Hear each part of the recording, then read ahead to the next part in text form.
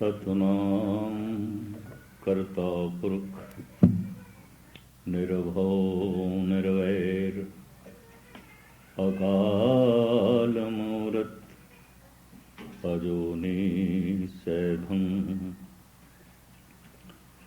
गुरुप्रसाद। हे प्राणनाथ गोविंदे कृपा निधान जगत गुरु। हे संसार ताप हरणे करुणा में सब दुख हरो। हे शरण जोग दयाले दीनानाथ मया करो। शरीर स्वस्थ क्षीण समय सिमरंत नानक राम दामोदर माधवे।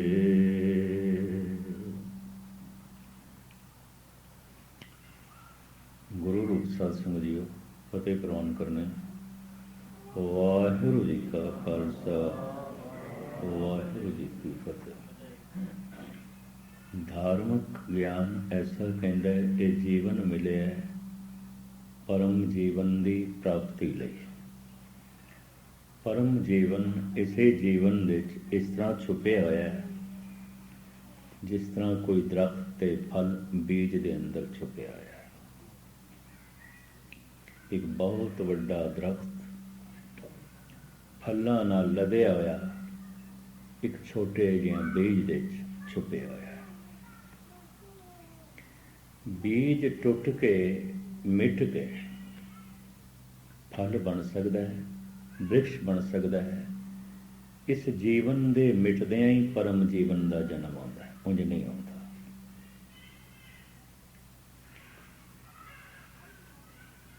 यानी शरीर की मौत तो बाद नहीं, शरीर तो सुरत उच्ची उठ जाती है, शरीर तो ध्यान उच्चा उठ जाता है।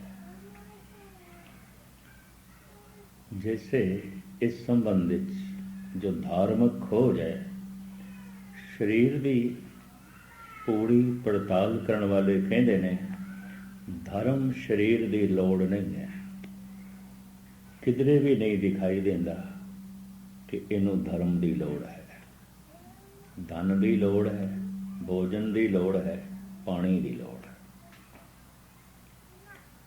पानी तो बिना ये जीवन नहीं रह सकता, भोजन तो बिना नहीं रह सकता।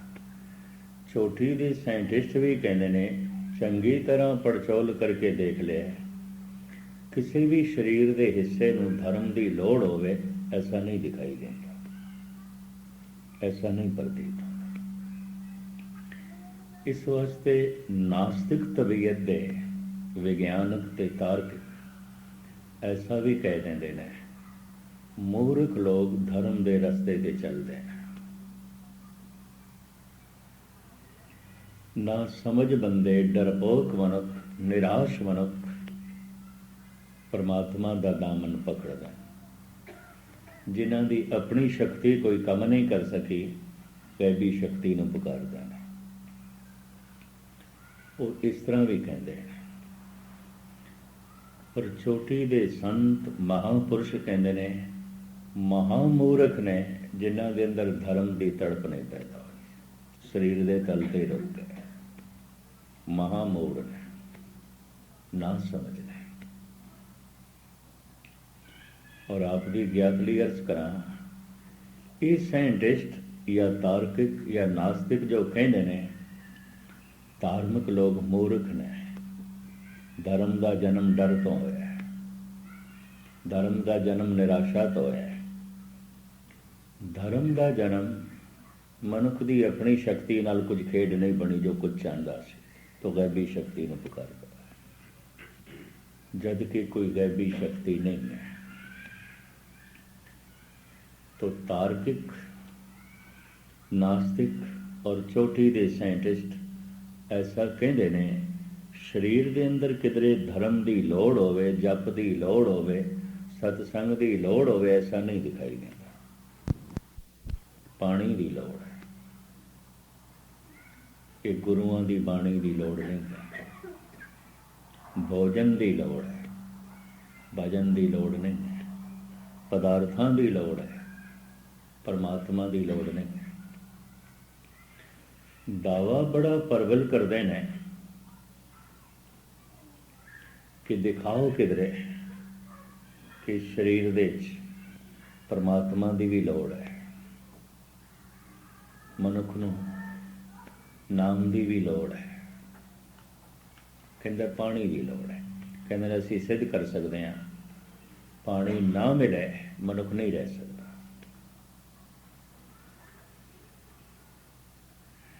लाजमी अंग है। भोजन ना मिले मनुख नहीं रह सकता, मृत्यु हो जाएगी, शरीर की मौत हो जाएगी। भोजन ते पानी तो बिना, कहते साडी ये तर्क है और सही है कि तन नूं भोजन चाहिए, तन नूं पानी चाहिए। भोजन की भुख ने, पानी की प्यास ने ते शरीरक लोड़ां ने मनुख को बड़ा विकास कराया है। अब दी ज्ञात लई अर्ज करा, संसार दे जितनी तरक्की हुई है वो शरीरक लोड़ां ने मनुख दे कोलों तरक्की कराई है। भोजन की भुख ने विकास कराया है, पानी की प्यास ने उन्नति कराई है। आदि मनुख पहाड़ां दियां कंदरावां दे च रहिंदा सी ते रुखां थल्ले रहिंदा सी। भयंकर गर्मी के दिनां पहाड़ां दियां कंदरां दे च रहना औखा हो गया, रुखां थल्ले रहिंदा सी। बारिश के दिनां दे च रुखां दे थल्ले रहना भी औखा हो गया, तो इसने झुग्गी बनाई। जिस मनुख ने सब तो पहले जमीन ते झुग्गी बनाई होवेगी, उस वक़्त का सब तो वड्डा विज्ञानिक, इंजीनियर, आर्कीटैक्ट होएगा। उस वक़्त का सियाणा मनुख होवेगा। इस ढंग नाल झुग्गी बनाई दी है। बारिश तो इंज और धुप तो इस तरह बचाव करेगा। फिर लोड़ होर वधी, क्योंकि मनुख व्यक्तिगत जीवदा से, कबीले, परिवार, जात पात, कस्बे, मुल्क, शहर, ये बनतर बहुत बाद दे चली है, बहुत दे। व्यक्तिगत जिंदगी से इस तरह जिमें पशु दी है, इस तरह से लोड़ पशु नूं भी महसूस होती है, पंछी नूं भी होती है, घोंसला बनाता है, उन्होंने भी लोड़ महसूस होती। भोजन की भुख उसनों भी मजबूर कर दी है। पंछी नूं आलने चों निकलता है, सारा दिन रिजक की तलाश करता है। प्यास उसनों भी मजबूर कर देंदी है पानी की तलाश ते। ओदियां भी शरीरक लोड़ां ने, कि मनुख भी इत्थे ही रुकिया होया सी, मेरियां शरीरक ही लोड़ां।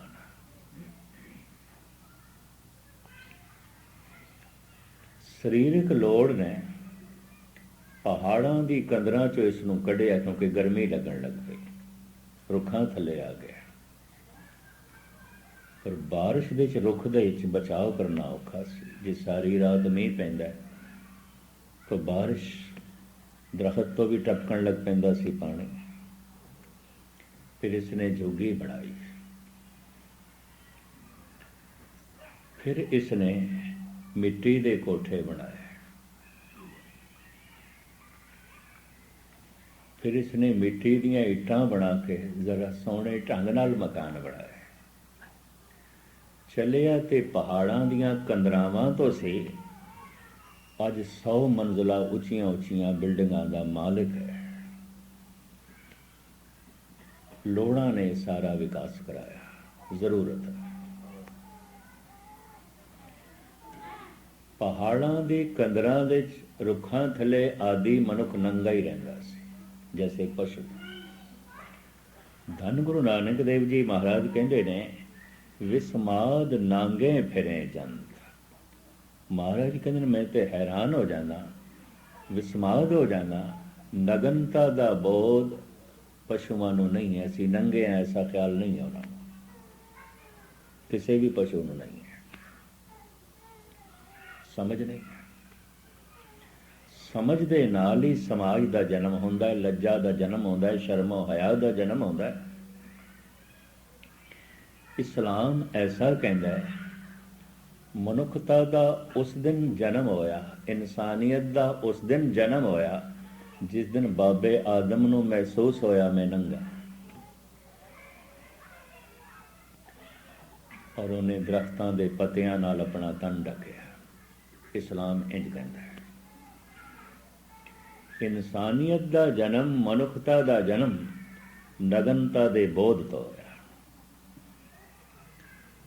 ਭਾਰਤ ਦੇ ਆਦਿ ਮਨੁੱਖ ਨੇ ਵੀ ਦਰਖਤਾਂ ਦੇ ਪੱਤਿਆਂ ਨਾਲ, ਕੇਲੇ ਦੇ ਛਿਲਕੇ ਨਾਲ, ਬੋੜ ਦੀ ਛਾਲ ਨਾਲ ਆਪਣਾ ਤਨ ਢੱਕਿਆ। ਇਹਨਾਂ ਦੀ ਉਮਰ ਮਿਆਦ ਲੰਬੀ ਨਹੀਂ ਆਉਂਦੀ ਸੀ, ਪੱਤੇ ਸੁੱਕਦੇ ਸਨ, ਤਨ ਨੂੰ ਚੁਭਦੇ ਸਨ। ਫਿਰ ਪਸ਼ੂਆਂ ਦੀ ਖੱਲ ਨਾਲ ਇਸ ਨੇ ਆਪਣਾ ਤਨ ਢੱਕਿਆ, ਹਿਰਨ ਦੀ ਖੱਲ, ਸਾਂਬਰ ਦੀ ਖੱਲ, ਚਿੱਤਲ ਦੀ ਖੱਲ, ਇਸ ਤਰ੍ਹਾਂ ਵੱਡੇ ਵੱਡੇ ਪਸ਼ੂਆਂ ਦੀ ਖੱਲ ਨਾਲ ਇਸ ਨੇ ਆਪਣਾ ਤਨ ਢੱਕਿਆ।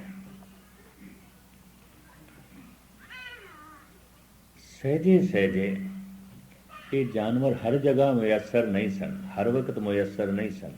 ਲੰਬਾ ਚੌੜਾ ਸ਼ਿਕਾਰ ਕਰਕੇ ਲੱਭਣਾ ਪੈਂਦਾ ਸੀ। ਫਿਰ ਇਸ ਨੂੰ ਬਨਸਪਤੀ ਦੇ 'ਚ ਇੱਕ ਕਪਾਸ ਦੇ ਬੂਟੇ ਦਿਸੇ। ਸਭ ਕੁਝ ਕੁਦਰਤ ਪ੍ਰਕਿਰਤੀ ਨੇ ਇਸ ਤਰ੍ਹਾਂ ਦਾ ਪੈਦਾ ਕੀਤਾ ਹੈ। ਕਿਹੜੀ ਕਿਹੜੀ ਚੀਜ਼ ਮਨੁੱਖ ਦੇ ਲੋੜ ਆ ਸਕਦੀ ਹੈ, ਉਹਦੀ ਖੇਤੀਬਾੜੀ ਹੋਣ ਲੱਗ ਪਈ। ਕਪਾਸ ਤੋਂ ਇਹਨੇ ਸੂਤ ਬਣਾਇਆ। ਫਿਰ ਇਸਨੇ ਆਪਣਾ ਤਨ ਢੱਕਿਆ, ਖੱਦਰ ਦੇ ਕੱਪੜੇ। ਅੱਜ ਹਜ਼ਾਰਾਂ ਤਰ੍ਹਾਂ ਦੇ ਕੱਪੜੇ, ਰੇਸ਼ਮੀ ਕੱਪੜੇ, ਗਰਮ ਕੱਪੜੇ, ਸੂਤੀ ਕੱਪੜੇ, ਹਜ਼ਾਰਾਂ ਤਰ੍ਹਾਂ ਦੇ ਕੱਪੜਿਆਂ ਦਾ ਮਨੁੱਖ ਜਨਮ ਦਾਤਾ ਹੈ। ਚੱਲਿਆ ਤੇ ਨੰਗਾ ਹੀ ਸੀ। ਇਸੇ ਤਰੀਕੇ ਦੇ ਨਾਲ ਜੰਗਲ ਦੇ ਫਲ ਫੁੱਲ ਹੀ ਇਸ ਦੀ ਖੁਰਾਕ ਸੀ। ਇਸ ਨਾਲ ਪੇਟ ਬਲਦਾ ਸੀ। ਫਲ ਹਰ ਵਕਤ ਦਰਖਤਾਂ ਤੇ ਨਹੀਂ ਆਉਂਦੇ ਸਨ, ਮੌਸਮ ਦੇ ਨਾਲ ਆਉਂਦੇ ਸਨ। ਫਿਰ ਜੰਗਲੀ ਜਾਨਵਰਾਂ ਨੂੰ ਮਾਰ ਕੇ ਕੱਚਾ ਮਾਸ ਖਾ ਕੇ ਆਪਣੀ ਉਪਜੀਵਕਾ ਚਲਾਉਂਦਾ ਸੀ। ਆਦਿ ਮਨੁੱਖ ਇਸ ਤਰ੍ਹਾਂ ਹੀ ਕਰਦਾ ਸੀ। ਅੱਜ ਹਜ਼ਾਰਾਂ ਤਰ੍ਹਾਂ ਦੇ ਪਕਵਾਨਾਂ ਦਾ, ਭੋਜਨ ਦਾ ਮਨੁੱਖ ਜਨਮ ਦਾਤਾ ਹੈ। ਦੂਰ ਕਿਉਂ ਜਾਓ, ਸੈਂਕੜੇ ਤਰ੍ਹਾਂ ਦੇ ਖਾਣੇ ਤੇ ਭਾਰਤ ਦੇ 'ਚ ਬੰਗਾਲੀਆਂ ਦਾ ਖਾਣਾ, ਸਾਊਥ ਇੰਡੀਅਨ ਖਾਣਾ ਜੋ ਕੰਨੜ, ਤਮਿਲ, ਕੇਰਲਾ ਦਾ, ਫਿਰ ਗੁਜਰਾਤੀਆਂ ਦਾ ਖਾਣਾ। ਗੁਜਰਾਤੀ ਤੇ ਸਾਗ ਸਬਜ਼ੀ 'ਚ ਵੀ ਗੁੜ ਪਾਉਂਦੇ ਨੇ, ਮਿੱਠਾ ਪਾਉਂਦੇ ਨੇ।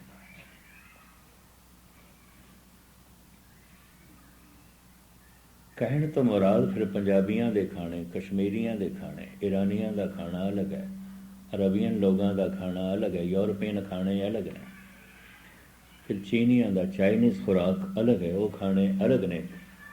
ਅੱਜ ਹਜ਼ਾਰਾਂ ਤਰ੍ਹਾਂ ਦੇ ਪਕਵਾਨ ਤੇ ਖਾਣਿਆਂ ਦਾ ਜਨਮਦਾਤਾ ਹੈ ਮਨੁੱਖ।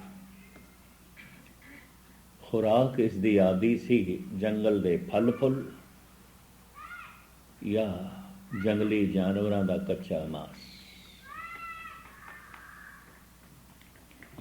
ਇਸੇ ਤਰੀਕੇ ਦੇ ਨਾਲ ਇੱਕ ਜਗ੍ਹਾ ਤੋਂ ਦੂਸਰੀ ਜਗ੍ਹਾ ਜਾਂਦਾ ਸੀ, ਇਹ ਪੈਦਲ ਹੀ ਜਾਂਦਾ ਸੀ, ਪੈਰਾਂ ਨਾਲ ਹੀ ਜਾਂਦਾ ਸੀ। ਕਈ ਦਫਾ ਇੱਕ ਇਲਾਕੇ 'ਚ ਸੋਕਾ ਪੈ ਜਾਏ, ਫਲ ਫੁੱਲ ਬਿਲਕੁਲ ਨਹੀਂ, ਦੂਰੀਆਂ ਜਾ ਤੇ ਜਾਣਾ ਪੈਂਦਾ ਸੀ ਰਿਜ਼ਕ ਦੀ ਤਲਾਸ਼ ਦੇ ਵਿੱਚ। ਜਿਹੜੇ ਜਿਹੜੇ ਜੰਗਲੀ ਜਾਨਵਰ ਇਸ ਦੇ ਕੰਮ ਆ ਸਕਦੇ ਸਨ, ਬੈਲ ਸੀ, ਘੋੜਾ ਸੀ, ਊਠ ਸੀ, ਇਹਨੂੰ ਉਸਨੇ ਆਪਣੀ ਸਵਾਰੀ ਬਣਾਇਆ। खच्चर सी, खोते सन, सब जंगली सन। पकड़ पकड़ के इसने उन्होंने अपना वाहन बनाया, अपनी सवारी बनाया। पिंडा लंबा तय कर लेंदा सी घोड़ियां दे आसरे ते, ऊठां दे आसरे ते। दूर क्यों जाओ, सिकंदर भी घोड़ियां ते ही आया सी भारत, 1000 मील की यात्रा तय करके। 250 मील तक हजरत ईसा खच्चर ते ही घूमते रहे। शिव जी बैल ते घूमदा हुंदा सी, बैल की सवारी करदा सी। ਜਿਹੜੇ ਜਿਹੜੇ जंगली जानवर मनुख ਦੇ ਕੰਮ ਆ ਸਕਦੇ ਸਨ, ਮਨੁੱਖ ਉਹਨਾਂ ਨੂੰ ਵਰਤ ਕੇ ਉਹਨੇ ਕੁਝ ਪੈਂਡਾ ਤੈਅ ਕਰਨ ਦੀ ਸਹੂਲੀਅਤ ਮੁਯੱਸਰ ਕਰ ਲਈ। ਘੋੜੇ ਨਾਲ ਜ਼ਿਆਦਾ ਵਾਟ ਤੈਅ ਹੋ ਜਾਂਦੀ ਸੀ। ਇਸ ਤਰ੍ਹਾਂ ਫਿਰ ਸਹਿਜੇ ਸਹਿਜੇ ਵਿਕਾਸ ਕਰਦਿਆਂ ਫਿਰ ਮਨੁੱਖ ਨੇ ਸਾਈਕਲ ਬਣਾਈ, मोटर कार बनाई, रेल गड्डियां बनाईयां। अज आवाज़ तो भी तिखे चलन वाले हवाई जहाज़ मौजूद ने, 24 घंटे सृष्टि की परिक्रमा कर लेंगे। चलिया तो पैदल ही सी, पैदल ही सी। मनुख कोल अपने जज्बात नूं प्रगट करने वास्ते सिर्फ इशारे सन। और आपदी ज्ञात लई अर्ज करा, इशारे अज भी सारी दुनिया दे एक ने। प्यास लगदी सी ते मनुख इंज करदा सी, भुख लगदी सी ते इंज। ये इशारे सारी दुनिया दे अज भी इको ने। कोई चीज़ नहीं चाहिए ना करनी है तो इंज सिर हिलांदा सी। अज भी सारी दुनिया का इशारा यही है, हाँ करदा है तो इंज करदा। अज भी सारी दुनिया का इशारा है अपने जज्बात नूं, अपनियां लोड़ां नूं ये सिर दे इशारे नाल, हत्थां दे इशारे नाल प्रगट करने की कोशिश करदा सी। जन्म तो जिहड़ी भाषा मनुख लैके आया सी, सिर्फ हसना ते रोना। बच्चा पिंगूड़े दे च भी हस पैंदा, रोंदा। ये जन्म तो लैके आया, चूंकि प्राकृतिक है, जन्म तो लैके आया। इस वास्ते सारी दुनिया के बच्चों का रोना एक है। असी इंज नहीं कहते इंग्लिश दे च रो रहे हैं, ये पंजाबी दे च रो रहे हैं, ये पर्शियन दे च रो रहे हैं, या ये चाइनीज़ दे च रो रहे हैं, ये जैपनीज़ दे च रो रहे हैं, ये हिंदी दे च रो रहे हैं, संस्कृत दे च रो रहे हैं, ये गुजराती दे च रो रहे हैं, ये पंजाबी दे च रो रहे हैं, रो रहे हैं। और रोना सारी दुनिया नूं समझ च आ जाता है। प्राकृतिक है, जन्म तो है। हस रहा वे कोई मनुख, असी इस तरह नहीं कहते कि पंजाबी दे च हसदा पिया, या इंग्लिश दे च हस रहा, या पर्शियन दे च हस रहा। हासा रोना प्राकृतिक है, जन्म तो नाल लेके आया। सारी दुनिया का इको ही है, एकदम समझते च आ जाता। कोई रो रहा एकदम समझ च आ जाता है, बेचैन होगा, दुखी होगा, हस रहा है, खुश होगा। सारी दुनिया का एक है। हासे नाल सीमित जिहां खुशी नूं प्रगट किया जा सकता सी, रोने नाल सीमित जिहां दुख नूं प्रगट किया जा सकता सी, इशारियां नाल सीमित लोड़ां नूं प्रगट किया जा सकता सी। अंदर भाव मनुख दे बहुत सन, कुछ कहण दे। भाषावां दा जन्म होया, मनुख दी जबान चों अखर निकले।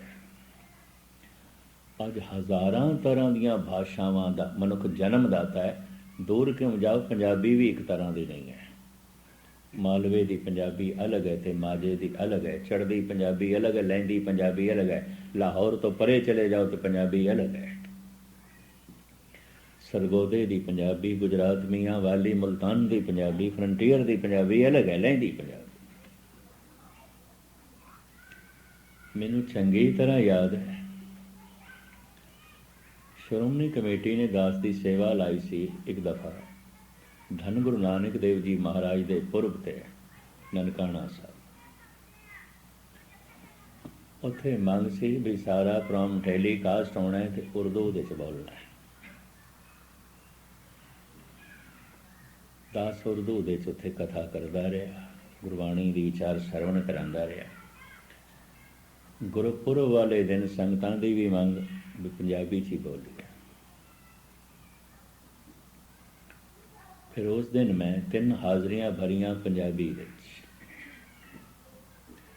ਬਾਹਰ ਆ ਕੇ ਪਾਕਿਸਤਾਨੀ ਪੁੱਛਦੇ ਸਨ, ਤੁਸੀਂ ਪੰਜਾਬੀ 'ਚ ਬੋਲਦੇ ਤੇ ਕੋਈ ਸਾਡੀ ਸਮਝ 'ਚ ਆਉਂਦੀ।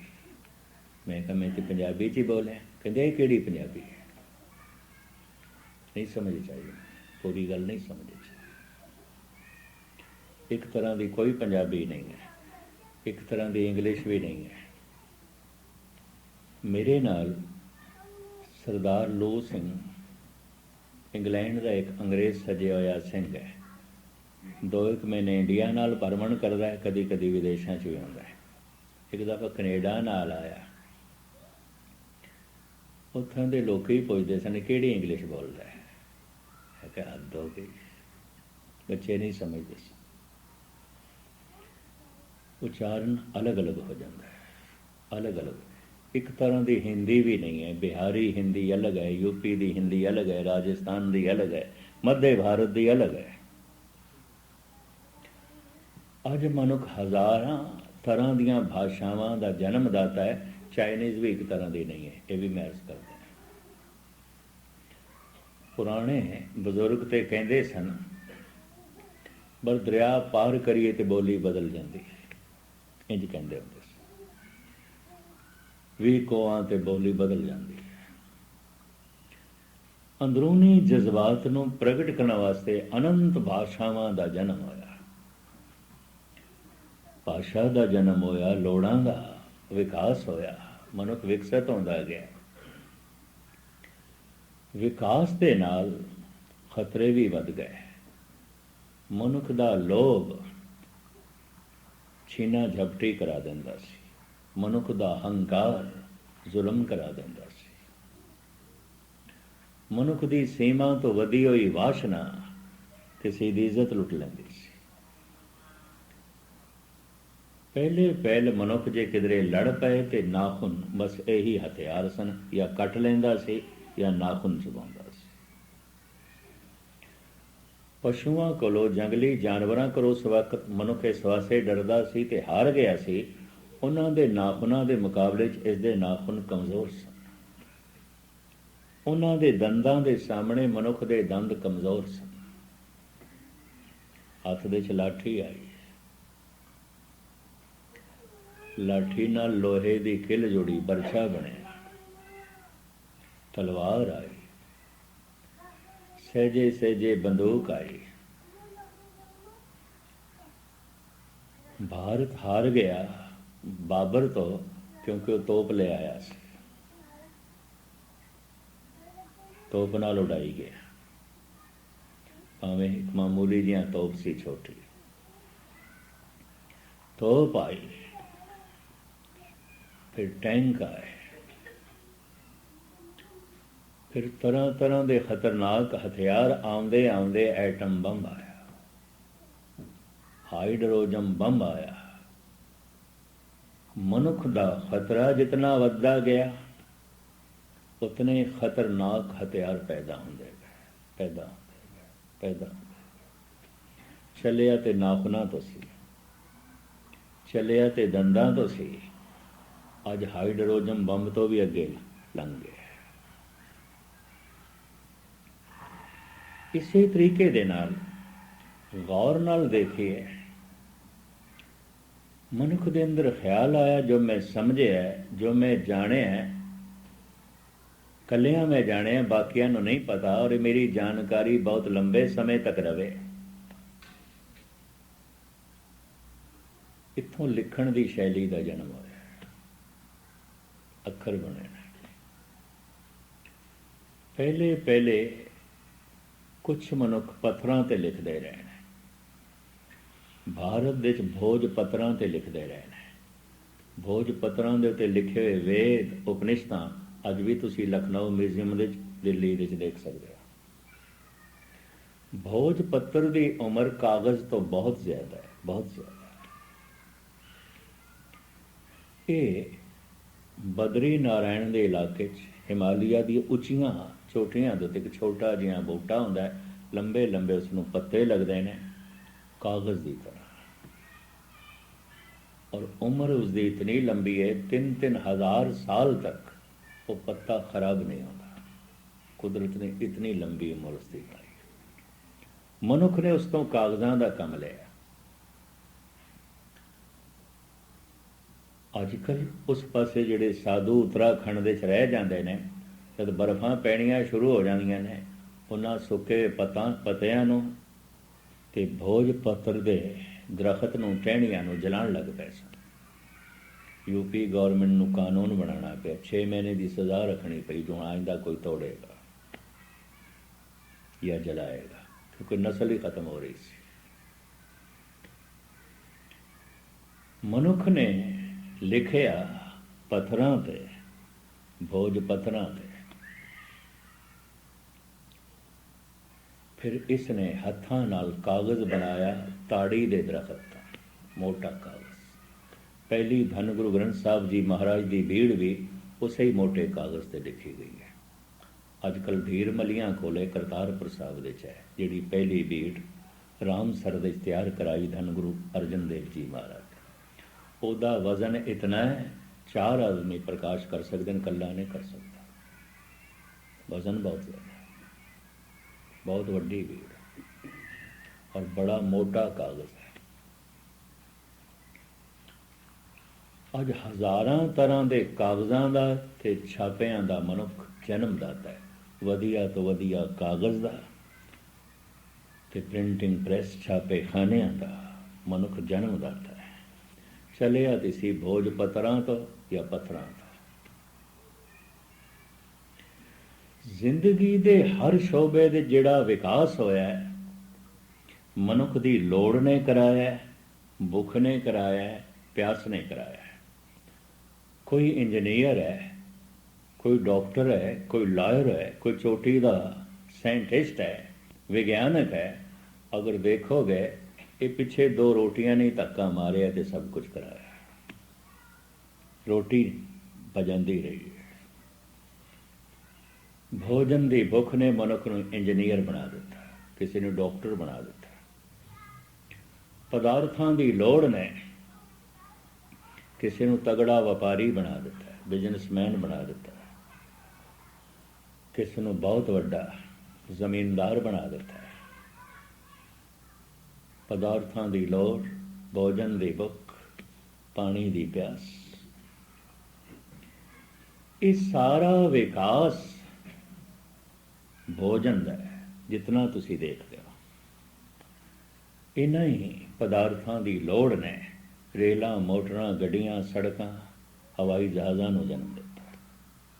मनुख की लोड़ां का विकास, पदार्थां की लोड़, भोजन की भुख ने ये सारा मनुख दे कोल विकास कराया है। जितना बाहर का विकास है, इसका मूल आधार अन्न पानी है। बस ये महसूस करना, भोजन है। जितना भी विकास है, कोई टीचर है, कोई प्रोफेसर है, कोई दार्शनिक है, कोई साइंटिस्ट है, कोई इंजीनियर है, कोई डॉक्टर है, कोई व्यापारी है, कोई बहुत बड़ा जमींदार है, कुछ भी होवे, खेड सारी भोजन दी और कुछ भी नहीं, और कुछ भी नहीं। ये सारा विकास भोजन ने कराया, सारी उन्नति भोजन ने कराई है।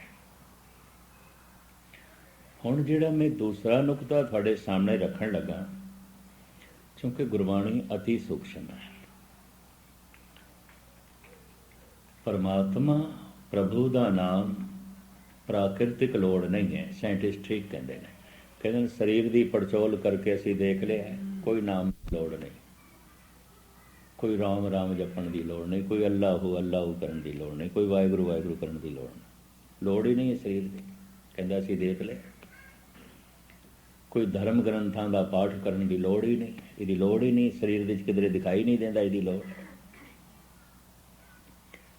बड़े ध्यान नाल सुनना।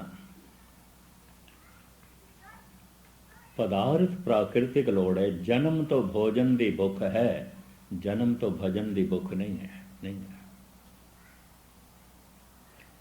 ਜਨਮ ਤੋਂ ਪਾਣੀ ਦੀ ਪਿਆਸ ਹੈ, ਜਨਮ ਤੋਂ ਗੁਰਬਾਣੀ ਦੀ ਪਿਆਸ ਨਹੀਂ ਹੈ, ਨਹੀਂ ਹੈ। ਔਰ ਸਾਰੀ ਜ਼ਿੰਦਗੀ ਵੀ ਮਨੁੱਖ ਗੁਰਬਾਣੀ ਦੀ ਪਿਆਸ ਤੋਂ ਬਿਨਾਂ ਰਹਿ ਸਕਦਾ ਹੈ, ਬਥੇਰੀ ਦੁਨੀਆ ਰਹਿ ਰਹੀ ਹੈ।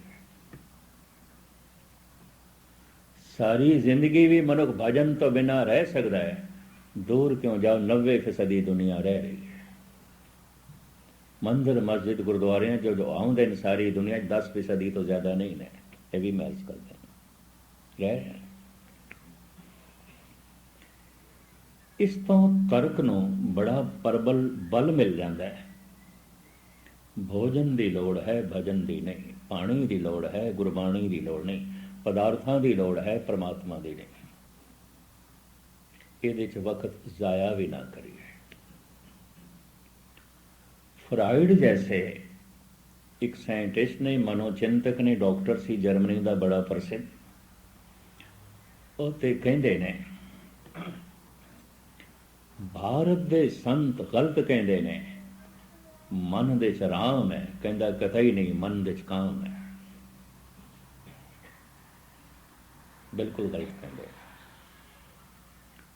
ਮਨ ਦੇ 'ਚ ਸਬਰ ਸੰਤੋਖ ਹੈ, ਰੱਬੀ ਗੁਣ ਹੈ, ਕਹਿੰਦਾ ਕਤਈ ਨਹੀਂ, ਸਿਵਾਏ ਲੋਭ ਤੋਂ ਹੋਰ ਕੁਛ ਵੀ ਨਹੀਂ। ਮਨ ਦੇ 'ਚ ਰੱਬੀ ਗੁਣ ਨੇ, ਕਹਿੰਦਾ ਕਤਈ ਨਹੀਂ, ਸਿਵਾਏ ਹੰਕਾਰ ਤੋਂ, ਈਗੋ ਤੋਂ ਇਲਾਵਾ ਹੋਰ ਕੁਛ ਵੀ ਨਹੀਂ ਹੈ। ਇਹੀ ਕੁਛ ਹੈ। ਬੜਾ ਵੱਡਾ ਮਨੋਵਿਗਿਆਨਕ ਸੀ। ਔਰ ਸ਼ਾਇਦ ਆਪ ਨੂੰ ਪਤਾ ਹੋਵੇ ਜਰਮਨ ਭਾਸ਼ਾ ਵਿੱਚ ਮਨ ਦੇ ਸੰਬੰਧ ਜਿਹੜੀ ਇਸਨੇ ਕਿਤਾਬ ਲਿਖੀ, ਉਸ ਦਾ ਹਿੰਦੀ ਅਨੁਵਾਦ ਹੋਇਆ ਭਾਰਤ ਵਿੱਚ, ਫਰਾਇਡ ਮਨੋਵਿਸ਼ਲੇਸ਼ਣ। ਮਨ ਦੀਆਂ 10 ਹਾਲਤਾਂ ਧੰਨ ਗੁਰੂ ਨਾਨਕ ਦੇਵ ਜੀ ਮਹਾਰਾਜ ਨੇ ਮਾਝ ਰਾਗ ਦੇ ਵਿੱਚ ਬਿਆਨ ਕੀਤੀਆਂ ਨੇ। ਮਨ ਦੀਆਂ ਇੰਜ ਕਹਿ ਲਓ 3 ਹਾਲਤਾਂ ਚੋਂ ਲੰਘਦਾ ਹੈ, ਬਚਪਨ, ਜਵਾਨੀ, ਬੁਢੇਪਾ, ਬਾਲ ਜਵਾਨੀ ਔਰ ਬਿਰਧ ਪੁਨ। 3 ਅਵਸਥਾ ਜਾਨ, ਕਹੋ ਨਾਨਕ ਹਰ ਭਜਨ ਬਿਨ, ਬਿਰਥਾ ਸਭ ਹੀ ਮਾਨ। ਗੁਰੂ ਨਾਨਕ ਮਨ ਦੀਆਂ ਹਾਲਤਾਂ 10 ਲਿਖਦਾ। ਹੋ ਸਕਿਆ ਤੇ ਕਿਸੇ ਵਕਤ ਤੁਹਾਡੇ ਸਾਹਮਣੇ ਰੱਖਾਂਗਾ। ਫਰਾਇਡ ਨੇ 8 ਲਿਖੀਆਂ ਨੇ, ਔਰ ਜਿਹੜੀਆਂ 8 ਲਿਖੀਆਂ ਨੇ ਗੁਰੂ ਨਾਨਕ ਨਾਲ ਮੇਲ ਖਾਂਦੀਆਂ ਨੇ। ਹੈਰਾਨਗੀ। ਫਰਾਇਡ ਮਨੋਵਿਸ਼ਲੇਸ਼ਣ, ਉਹਦੇ ਜਿਹੜੀਆਂ ਮਨ ਦੀਆਂ 8 ਅਵਸਥਾਵਾਂ ਉਹ ਬਿਆਨ ਕਰਦਾ ਹੈ, ਗੁਰੂ ਨਾਨਕ ਦੇ ਮਾਝ ਰਾਗ ਦੇ ਸ਼ਬਦ ਨਾਲ ਮੇਲ ਖਾਂਦੀਆਂ, ਜਿਹਦੇ ਸਤਿਗੁਰੂ ਨੇ 10 ਅਵਸਥਾ ਬਿਆਨ ਕੀਤੀਆਂ। ਇੱਕ ਦਫਾ ਦੋਹਾਂ ਦਾ ਇਹ ਵਿਚਾਰ, ਫਰਾਇਡ ਦਾ ਤੇ ਮਾਝ ਰਾਗ ਦੇ ਸ਼ਬਦ ਦਾ, ਮੈਂ ਜੰਮੂ ਸ਼੍ਰੀ ਗੁਰੂ ਸਿੰਘ ਸਭਾ ਵਿੱਚ ਸੁਣਾ ਰਿਹਾ ਸੀ। ਬਹੁਤ ਪੁਰਾਣੀ ਗੱਲ ਹੈ, ਅੰਦਾਜ਼ਨ 25-30 ਸਾਲ ਪੁਰਾਣੀ। ਮੈਂ ਇਸ ਤਰ੍ਹਾਂ ਕਿਹਾ, ਦੇਖੋ ਜੋ ਕੁਝ ਗੁਰੂ ਨਾਨਕ ਨੇ 500 ਸਾਲ ਪਹਿਲੇ ਆਖਿਆ, ਇਸੇ ਸਦੀ ਦਾ ਹੋ ਗੁਜ਼ਰਿਆ ਇੱਕ ਮਹਾਨ ਡਾਕਟਰ, ਮਨੋਚਿੰਤਕ ਇਸ ਵਿਚਾਰ ਨਾਲ ਸਹਿਮਤ ਹੈ। ਬਾਅਦ ਵਿੱਚ ਕਥਾ ਦੀ ਸਮਾਪਤੀ ਤੋਂ ਬਾਅਦ ਮੇਰੇ ਕਮਰੇ ਵਿੱਚ ਇੱਕ ਰਿਟਾਇਰਡ ਫੌਜੀ ਆ ਗਿਆ, ਕਰਨਲ ਸੀ ਰਿਟਾਇਰਡ। ਵਿਸ਼ਵ ਯੁੱਧ ਦੇ ਸਮੇਂ ਉਹ ਕਿਧਰੇ ਲੜਾਈ ਦੇ ਸਮੇਂ 'ਚ ਜਰਮਨ ਆਇਆ ਸੀ। ਮੈਨੂੰ ਕਹਿਣ ਲੱਗੇ, ਗਿਆਨੀ ਜੀ ਫਰਾਇਡ ਗੁਰੂ ਨਾਨਕ ਨਾਲ ਸਹਿਮਤ ਹੈ, ਐਸਾ ਨਹੀਂ ਕਹਿਣਾ ਚਾਹੀਦਾ। ਫਰਾਇਡ ਨੇ ਖਿਆਲੀ ਗੁਰੂ ਨਾਨਕ ਤੋਂ ਲਿਆ, ਉਹਦਾ ਆਪਣਾ ਨਹੀਂ ਹੈ। ਮੈਂ ਕਿਹਾ ਉਹ ਕਿਸ ਤਰ੍ਹਾਂ? ਕਹਿਣ ਲੱਗੇ, ਜਰਮਨ ਦੇ ਡਾਕਟਰ ਟਰੰਪ ਹੋਇਆ, ਫਰਾਇਡ ਦੇ ਸਮੇਂ ਹੋਇਆ। ਉਹਨੇ ਗੁਰੂ ਗ੍ਰੰਥ ਸਾਹਿਬ ਦਾ ਟੀਕਾ ਕੀਤਾ ਹੈ, ਲੇਕਿਨ ਸਿਰਫ ਮਾਝ ਰਾਗ ਤੱਕ ਕਰ ਸਕਿਆ, ਅੱਗੋਂ ਦੀ ਡੈਥ ਹੋ ਗਈ, ਰਿਹਾ ਨਹੀਂ, ਸਰੀਰ ਦਾ ਸਾਥ ਨਹੀਂ ਦਿੱਤਾ, ਰਹਿ ਗਿਆ ਜਰਮਨ ਭਾਸ਼ਾ ਵਿੱਚ। ਕਹਿੰਦਾ ਮੇਰੇ ਦੇਖਣ ਵਿੱਚ ਆਇਆ ਸੀ ਜਰਮਨੀ 'ਚ, ਜਰਮਨ ਲੋਕਾਂ ਕੋਲ ਮੈਂ ਉਹ ਸੁਣਿਆ, ਹੈਰਾਨ ਹੋਇਆ। ਡਾਕਟਰ ਟਰੰਪ ਨੇ ਮਿਹਨਤ ਕੀਤੀ। ਮਨ ਦੀਆਂ ਇਹ ਹਾਲਤਾਂ ਡਾਕਟਰ ਟਰੰਪ ਦੇ ਟੀਕੇ ਤੋਂ ਫਰਾਇਡ ਨੇ ਲਈਆਂ। ਐਸਾ ਕਹਿਣਾ ਹੀ ਨਹੀਂ ਚਾਹੀਦਾ। ਫਰਾਇਡ ਗੁਰੂ ਨਾਨਕ ਨਾਲ ਸਹਿਮਤ ਹੈ, ਨਹੀਂ, ਫਰਾਇਡ ਨੇ ਗੁਰੂ ਨਾਨਕ ਦੀ ਨਕਲ ਕੀਤੀ, ਉੱਥੋਂ ਹੀ ਲੈਣੇ ਖਿਆਲ। ਵਿਚਾਰ ਲੈ ਹੀ ਉੱਥੋਂ ਨੇ। ਲੇਕਿਨ ਇੱਕ ਖਿਆਲ ਉਸ ਦਾ ਆਪਣਾ ਕਹਿ ਸਕਦੇ ਹਾਂ, ਬੜਾ ਪ੍ਰਬਲ। ਉਹ ਕਹਿੰਦਾ ਭਾਰਤ ਦੇ ਸਾਰੇ ਸੰਤ ਤੇ ਅਵਤਾਰ ਗਲਤ ਕਹਿੰਦੇ ਨੇ। ਮਨ ਵਿੱਚ ਪ੍ਰਾਰਥਨਾ ਹੈ, ਕਹਿੰਦਾ ਨਹੀਂ ਵਾਸ਼ਨਾ ਹੈ। ਮਨ ਵਿੱਚ ਰਾਮ ਹੈ, ਕਹਿੰਦਾ ਕਤਈ ਨਹੀਂ ਕਾਮ ਹੈ। ਮਨ ਵਿੱਚ ਰੱਬੀ ਗੁਣ ਹੈ, ਕਹਿੰਦਾ ਬਿਲਕੁਲ ਨਹੀਂ ਈਗੋ ਹੈ, ਹੰਕਾਰ ਹੈ, ਬੜਾ ਪ੍ਰਬਲ ਹੰਕਾਰ। ਮਨ ਦੇ ਸਬਰ ਸੰਤੋਖ ਹੈ, ਕਹਿੰਦਾ ਐਵੇਂ ਕਿੱਲੇਬਾਜ਼ੀਆਂ ਨੇ, ਫਿਜ਼ੂਲ ਖਿਆਲ ਨੇ, ਫਿਜ਼ੂਲ। ਮਨ ਦੇ ਸਿਵਾਏ ਲੋਭ ਤੋਂ ਹੋਰ ਕੁਝ ਵੀ ਨਹੀਂ। ਕਿਉਂਕਿ ਪਾਗਲਾਂ ਦਾ ਇਲਾਜ ਕਰਦਾ ਸੀ। ਸੀਮਾ ਤੋਂ ਵਧਿਆ ਹੋਇਆ ਹੰਕਾਰ ਮਨੁੱਖ ਨੂੰ ਪਾਗਲ ਕਰ ਦਿੰਦਾ ਹੈ। ਸੀਮਾ ਤੋਂ ਵਧਿਆ ਹੋਇਆ ਲੋਭ ਮਨੁੱਖ ਨੂੰ ਪਾਗਲ ਕਰ ਦਿੰਦਾ ਹੈ। ਗੁਰਬਾਣੀ ਵੀ ਕਹਿੰਦੀ ਹੈ, ਜਿਉਂ ਕੂ ਕਰ ਹਰ ਕਾਇਆ ਧਾਵੇ ਦੈ ਦਿਸ ਜਾਏ, ਲੋਭੀ ਜੰਤ ਨਾ ਜਾਣਈ ਭਾਖਾ ਬਖ ਸਭ ਖਾਏ। ਲੋਭੀ ਮਨੁੱਖ ਸਿਰਫ ਪਾਗਲ ਮਨੁੱਖ ਹੀ ਨਹੀਂ ਹੈ, ਪਾਗਲ ਕੁੱਤੇ ਦੀ ਤਰ੍ਹਾਂ। ਸਤਿਗੁਰ ਦੀ ਬਾਣੀ। ਪਾਗਲ ਕੁੱਤਾ ਜਿਹਨੇ ਪਾਲਿਆ ਹੋਵੇ ਨਾ, ਆਪਣੇ ਮਾਲਕ ਨੂੰ ਵੀ ਵੱਢਣ ਲੱਗ ਪੈਂਦਾ। ਲੋਭ ਸੀਮਾ ਤੋਂ ਜਿਸ ਦਾ ਵੱਧ ਗਿਆ, ਭਰਾ ਨੂੰ ਵੀ ਧੋਖਾ ਦੇਗਾ, ਪਿਓ ਨੂੰ ਵੀ ਧੋਖਾ ਦੇਗਾ। ਲੋਭ ਜੋ ਵੱਧ ਗਿਆ, ਉਹਦੇ ਸਾਹਮਣੇ ਕੋਈ ਭਾਈਚਾਰਾ ਨਹੀਂ ਰਹਿ ਜਾਏਗਾ, ਉਹਦੇ ਸਾਹਮਣੇ ਕੋਈ ਰਿਸ਼ਤੇਦਾਰੀ ਨਹੀਂ ਰਹੇਗੀ, ਗੁਰੂ ਨੂੰ ਵੀ ਧੋਖਾ ਦੇਗਾ। ਇਤਨੇ ਕਿਤਨੇ ਲੋਕ ਮੰਦਰਾਂ ਦੀ ਗੋਲਕ ਔਰ ਗੁਰਦੁਆਰਿਆਂ ਦੀ ਗੋਲਕ ਦਾ ਗਲਤ ਇਸਤੇਮਾਲ ਕਰ ਲੈਂਦੇ ਨੇ। ਗਲਤ ਕੀ ਖਾਈ ਜਾਂਦੇ ਨੇ, ਜੋ ਸਿਰਫ ਧਰਮ ਪ੍ਰਚਾਰ ਵਾਸਤੇ। ਗੁਰੂ ਨੂੰ ਵੀ ਧੋਖਾ ਦਿੰਦਾ, ਪਰਮਾਤਮਾ ਨੂੰ ਵੀ ਧੋਖਾ ਦੇਣ ਦੀ ਕੋਸ਼ਿਸ਼ ਕਰਦੇ। ਇਹ ਬਿਰਤੀ ਉਹਨਾਂ ਦੀ ਬਣਦੀ ਹੈ ਵਧੇ ਹੋਏ ਲੋਭ ਤੋਂ। ਕੋਈ ਰਿਸ਼ਤੇਦਾਰੀ ਨਹੀਂ, ਕੋਈ ਭਾਈਚਾਰਾ ਨਹੀਂ। ਸੀਮਾ ਤੋਂ ਵਧਿਆ ਹੋਇਆ ਲੋਭ, ਜਿਵੇਂ ਪਾਗਲ ਕੁੱਤਾ ਆਪਣੇ ਮਾਲਕ ਨੂੰ ਵੀ ਵੱਢਦਾ ਹੈ, ਹਰ ਇੱਕ ਨੂੰ ਵੱਢਦਾ ਹੈ। ਲੋਭੀ ਮਨੁੱਖ ਹਰ ਇੱਕ ਨੂੰ ਠੱਗਣ ਦੀ ਕੋਸ਼ਿਸ਼ ਕਰਦਾ। ਸੀਮਾ ਤੋਂ ਵਧਿਆ ਹੋਇਆ ਲੋਭ ਮਨੁੱਖ ਨੂੰ ਪਾਗਲ ਕਰ ਦਿੰਦਾ ਹੈ। ਸੀਮਾ ਤੋਂ ਵਧਿਆ ਹੋਇਆ ਕਾਮ ਮਨੁੱਖ ਨੂੰ ਪਾਗਲ ਕਰਦਾ ਹੈ। ਜਿਹੜੇ ਪਾਗਲ ਉਸਦੇ ਕੋਲ ਆਉਂਦੇ ਸਨ ਤੇ ਜਿਨ੍ਹਾਂ ਦਾ ਉਹ ਇਲਾਜ ਕਰਦਾ ਸੀ, ਕਹਿੰਦਾ ਬੈਲੈਂਸ ਵਿਗੜਿਆ ਇਸ ਮਨੁੱਖ ਦਾ ਕਾਮ ਨਾਲ। ਫੌਰਨ 2-4 ਦਿਨ ਗੱਲ ਕਰਕੇ ਅੰਦਾਜ਼ਾ ਲਾ ਲੈਂਦਾ ਸੀ। ਇਸ ਮਨੁੱਖ ਦਾ ਬੈਲੈਂਸ ਵਿਗੜਿਆ ਇਹਦੇ ਹੰਕਾਰ ਨਾਲ, ਸੀਮਾ ਤੋਂ ਵਧੇ ਹੰਕਾਰ। ਇਸ ਮਨੁੱਖ ਦਾ ਮਾਨਸਿਕ ਸੰਤੁਲਨ ਡਾਵਾਂ ਡੋਲ ਹੋਇਆ ਲੋਭ ਨਾਲ। ਬੜਾ ਸਿਆਣਾ ਸੀ, ਬੜਾ ਸਿਆਣਾ ਸੀ। ਆਪਣੇ ਢੰਗ ਨਾਲ ਇਲਾਜ ਕਰਦਾ ਸੀ। 4-5 ਦਿਨ ਉਹਦੇ ਨਾਲ ਗੱਲਾਂ ਕਰਦਾ ਸੀ। ਬਸ ਗੱਲਾਂ ਉਹਦੀਆਂ ਸੁਣਨੀਆਂ ਗੌਰ ਨਾਲ, ਬਸ ਇਹੀ ਉਹਦਾ ਇਲਾਜ ਕਰਨ ਦਾ ਢੰਗ ਸੀ। ਅੰਦਰ ਦਾ ਸਭ ਕੁਝ ਪਾਗਲ ਬਿਆਨ ਕਰ ਦਿੰਦਾ ਸੀ। ਉਹਦੇ ਬੋਲਾਂ 'ਚ ਸਭ ਕੁਝ ਪ੍ਰਗਟ ਹੋ ਜਾਂਦਾ ਸੀ। ਇਹ ਬੈਲੈਂਸ ਕਿਉਂ ਵਿਗੜਿਆ, ਇਹ ਸੰਤੁਲਨ ਕਿਉਂ ਵਿਗੜਿਆ, ਕੰਮ ਕਰਕੇ ਵਿਗੜਿਆ ਕਿ ਲੋਭ ਕਰਕੇ ਵਿਗੜਿਆ ਕਿ ਹੰਕਾਰ ਕਰਕੇ। ਮੈਂ ਕ੍ਰੋਧ ਤੇ ਮੋਹ ਦਾ ਜ਼ਿਕਰ ਨਹੀਂ ਕਰ ਰਿਹਾ, ਪਤਾ ਕਿਉਂ? ਧਾਰਮਿਕ ਗਿਆਨੀ ਇਹਨਾਂ ਦੀ ਕੋਈ ਹੋਂਦ ਨਹੀਂ ਮੰਨਦੇ। ਛਾਇਆ ਦੀ ਤਰ੍ਹਾਂ ਇਹ ਤਿੰਨਾਂ ਦੇ ਨਾਲ ਨੇ। ਜਿਵੇਂ ਇੱਕ ਦਰਖਤ ਹੈ, ਉਹਦੀ ਤੇ ਹੋਂਦ ਹੈ, ਪਰ ਛਾਇਆ ਦਰਖਤ ਕਰਕੇ ਛਾਇਆ, ਦਰਖਤ ਨਾ ਹੋਵੇ ਤੇ ਛਾਇਆ ਨਹੀਂ ਹੋਵੇਗੀ। ਮੋਹ ਤੇ ਕ੍ਰੋਧ ਦੀ ਆਪਣੀ ਹੋਂਦ ਨਹੀਂ, ਉਹ ਕਾਮ ਕਰਕੇ, ਹੰਕਾਰ ਕਰਕੇ, ਲੋਭ ਕਰਕੇ ਨੇ। ਜਿਹੜਾ ਹੰਕਾਰ ਦੀ ਪੂਰਤੀ ਕਰ ਦੇਵੇ, ਪੱਠੇ ਪਾ ਦੇਵੇ, ਆਖੇ ਤੇਰੇ ਵਰਗਾ ਕੋਈ ਸ਼ਰੀਫ ਨਹੀਂ, ਤੇਰੇ ਵਰਗਾ ਕੋਈ ਗਿਆਨੀ ਨਹੀਂ, ਤੇਰੇ ਵਰਗਾ ਕੋਈ ਦਾਨੀ ਨਹੀਂ, ਤੇਰੇ ਵਰਗਾ ਕੋਈ ਸ਼ਕਤੀਸ਼ਾਲੀ ਨਹੀਂ, ਇਸ ਤਰ੍ਹਾਂ ਪੱਠੇ ਪਾਉਂਦਾ ਰਹੇ, ਉਹ ਪਿਆਰਾ ਲੱਗਦਾ, ਚੰਗਾ ਲੱਗਦਾ, ਉਸ 'ਤੇ ਮੋਹ ਆ ਜਾਂਦਾ ਹੈ। ਤੇ ਜਿਹੜਾ ਰੋਕ ਖੜੀ ਕਰ ਦੇਵੇ, ਉਸ 'ਤੇ ਕ੍ਰੋਧ ਆ ਜਾਂਦਾ ਹੈ। ਜਿਹੜਾ ਅਕੇਲੇ ਤੇਰੇ ਜੈਸਾ ਕੋਈ ਮੂਰਖ ਹੀ ਨਹੀਂ, ਤੂੰ ਕਿਵੇਂ, ਤੂੰ ਕੁਛ ਵੀ ਨਹੀਂ ਹੈ, ਉਸ 'ਤੇ ਕ੍ਰੋਧ ਆ ਜਾਂਦਾ ਹੈ। ਕ੍ਰੋਧ ਹਰ ਵਕਤ ਨਹੀਂ ਆਉਂਦਾ, ਹੰਕਾਰ ਹਰ ਵਕਤ ਆਉਂਦਾ ਹੈ। ਮੋਹ ਹਰ ਵਕਤ ਨਹੀਂ ਆਉਂਦਾ, ਹੰਕਾਰ ਹਰ ਵਕਤ ਆਉਂਦਾ ਹੈ। ਜਿਹੜਾ ਲੋਭ ਦੀ ਪੂਰਤੀ ਕਰ ਦੇਵੇ, ਪਿਆਰਾ ਲੱਗਦਾ, ਚੰਗਾ ਲੱਗਦਾ, ਆਪਣਾ ਲੱਗਦਾ ਹੈ।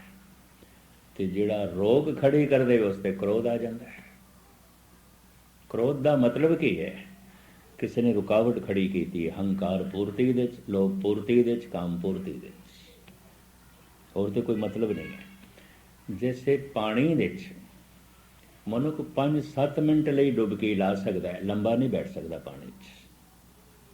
ਭਾਵੇਂ ਕਿਤਨਾ ਹੀ ਵੱਡਾ ਤੈਰਾਕ ਹੋਵੇ, ਜ਼ਿਆਦਾ ਲੰਬਾ ਨਹੀਂ ਬੈਠ ਸਕਦਾ, ਨਿਕਲਣਾ ਪਏਗਾ ਬਾਹਰ।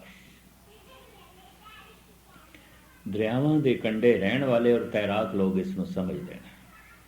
क्योंकि बचपन के किसी वक्त मैं भी तैरना सीखिया कि असी आपस में बच्चे बच्चे शर्त लाते होंगे सी कितनी देर पानी के बैठ सकते,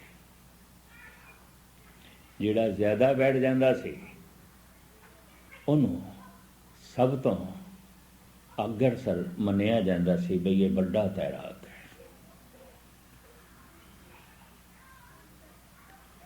लेकिन कितना भी बड़ा तैराक होवे और पानी विच रहन वाला होवे 7-8 मिनट तो ज़्यादा नहीं रह सकता। क्रोध 2-4 मिनट 7-8 मिनट इतना ही रहेगा, ज़्यादा नहीं। इतनी शक्ति मनुख की वेस्ट कर देंदा है, मनुख आप ही शिथिल हो जाता।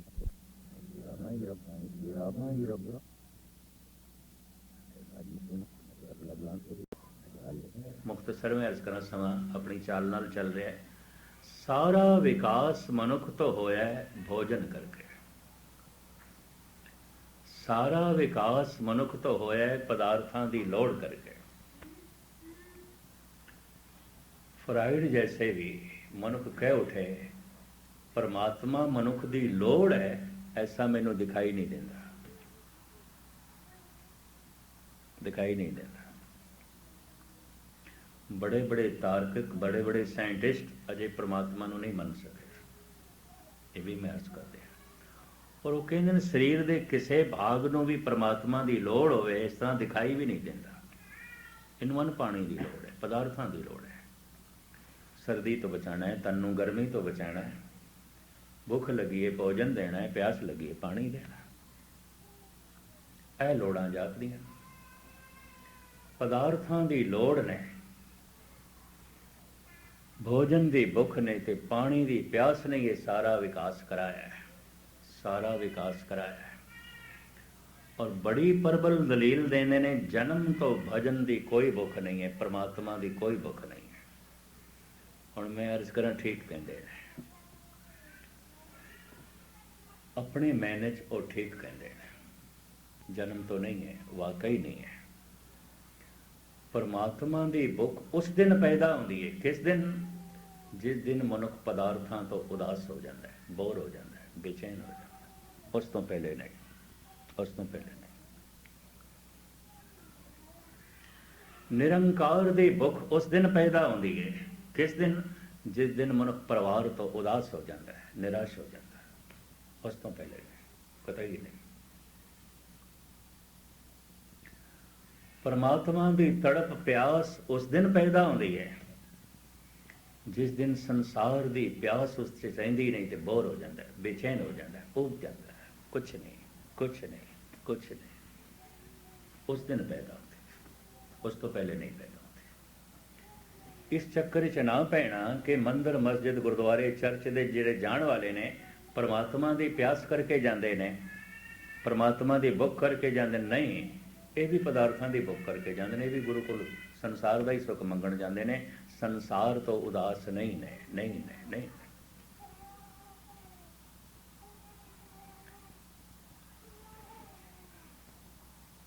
पदार्थों की भुख ने, लोड़ ने, भोजन की भुख ने जिथे सारा विकास कराया है, जैसे सब कुछ तो मनुख बोर होया है, बेचैन होया है, ते अंदर परमात्मा की भुख पैदा हुई है। उसे ने धर्म मंदिरां नूं जन्म दिता, तीर्थां नूं जन्म दिता, बड़े बड़े ग्रंथां नूं जन्म दिता। भारत विच 108 उपनिषदां, 27 सिमरतियां, 18 पुराण, 6 शास्त्र, 4 वेद। इसे भुख ते तड़प ने रब्बी बाणी नूं जन्म दिता, जिहदे च परमात्मा झलकदा पिया। धन गुरु ग्रंथ साहब जी महाराज। इसे ही भुख ते प्यास ने गीता नूं जन्म दिता, भागवत गीता, भगतां दे अंदरों तरह तरह के बोलां नूं जन्म दिता, ग्रंथां नूं जन्म दिता, भगतमाला नूं जन्म दिता। इसे ही भुख ने कुरान नूं जन्म दिता, अंजील नूं जन्म दिता, तौरैत नूं, तालमुद नूं जन्म दिता है। ये जो मिडल ईस्ट दे ग्रंथ पैदा हुए, मूसा तो तालमुद, तौरैत आई, जरदरस तो अंजील आ गई, ईसा तो बाइबल आ गई, मोहम्मद तो कुरान आई। इसे भुख ने पैदा की थी। इतना महान ज्ञान परमात्मा का, परमात्मा की भुख ने पैदा किया। मस्जिदां बनिया, पदार्थां की लोड़ ने कारखाने बनाए, परमात्मा की तड़प ने मस्जिदां बनवाइया, मंदिर बनवाए, गुरुद्वारे बनाए, चर्च बनवाए, बौद्ध मठ बनाए।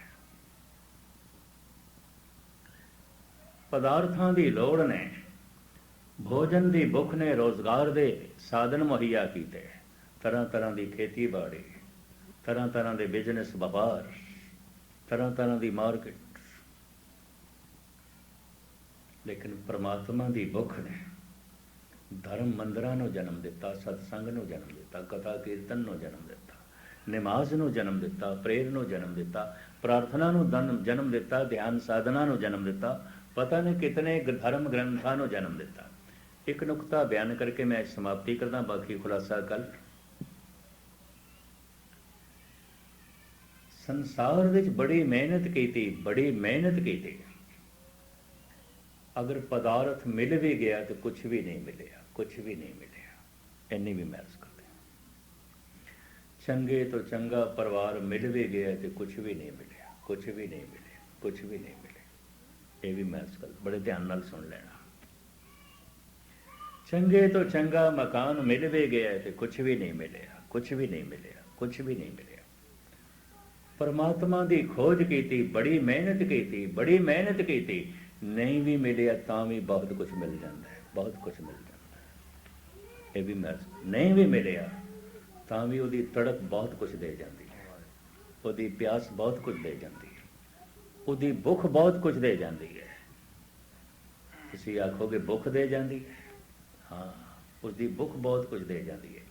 शायद इस वास्ते कुछ भगतां ने तो कह दिता, नहीं प्रभु मिलता तो ना मिल, अपनी भुख रहन दे, अपनी प्यास रहन दे।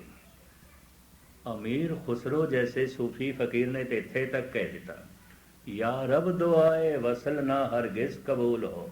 ये जड़ा मैं तड़प के रोज़ नमाज पढ़दा ते प्रार्थना करदा, तू मिल, तू मिल, तड़पदा होया, रोंदा होया जो मैं तेरे अगों फरियाद करदा, किधरे भुलेखे च मेरी फरियाद सुन ना दे, ना सुने, ना मिले, फिर दिल में क्या रहेगा जो हसरत निकल गई। मैनू तेरे तड़पण दे भी कुछ आनंद आन लग पे,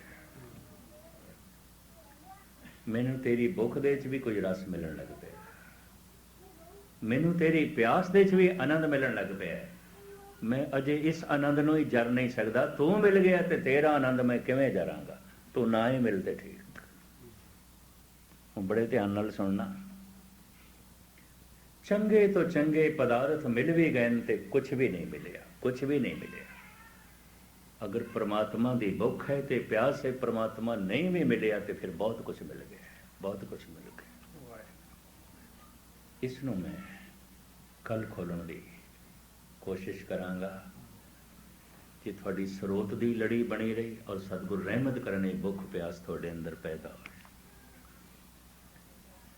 जे भुख प्यास रोज़ कम धंधे ते मजबूर कर दिए, भुख पैदा हो गई, संग तो टुट नहीं सकोगे, नितनेम तो टुट नहीं सकोगे, वाहिगुरू वाहिगुरू दे जप तो टुट नहीं सकोगे। ये भी महसूस करते हैं। सतगुर रहमत करे, भुख पैदा होवे, ये प्यास पैदा होवे। इस विचार की बाकी अंश क्योंकि समय नूं देखना चाहिए, कुछ सज्जणा ने वापस भी जाना हुंदा वैनकूवर। इत्थे समाप्ति करते हैं। भुल चुक दी क्षमा, सारियां दा हार्दिक तौर ते धन्यवाद। फतेह प्रवान करने। वाहिगुरू जी का खालसा, वाहिगुरू।